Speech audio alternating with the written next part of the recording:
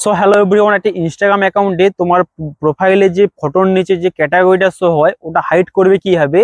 চলো এই ভিডিওটা দেখার পরে তোমরা খুব সহজের মধ্যে হাইড করতে পারবে। আর এই চ্যানেলে যদি তোমরা নতুন এসে থাকো, এই চ্যানেলে লাইক কমেন্ট শেয়ার একটি করে দিয়ে যাবে। আর ভিডিওটি কেমন লাগলো কমেন্টে বলতে ভুলবে না।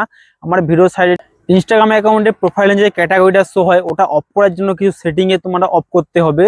চলো এই ভিডিওটা দেখার পরে খুব সহজে করতে পারবে। আমার ভিডিও সাইডে স্ক্রিন রেকর্ডিং রয়েছে, আমার ভিডিও সাইডে দেখতে পাচ্ছ স্ক্রিন রেকর্ডিং রয়েছে, আমার ইনস্টাগ্রাম অ্যাকাউন্ট ওপেন রয়েছে।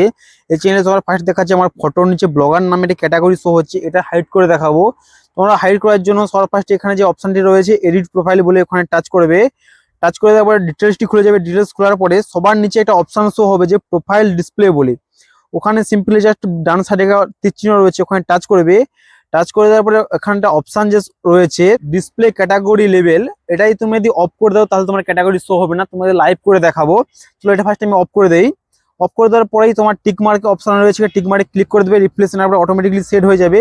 আবার এডিট প্রোফাইল থেকে আমি সিম্পলি জাস্ট টাচ করে বেড়ে যাচ্ছি। বেড়ে যাওয়ার পর এখানে জাস্ট একবার রিপ্লেস করার পরে দেখতে পাচ্ছ এখানে আমার ব্লগার যে ক্যাটাগরিটা শো হচ্ছিল ওখানটা হাইড হয়ে গেছে। তোমরা হাইড করতে পারো, ওখান থেকে অনও করতে পারো।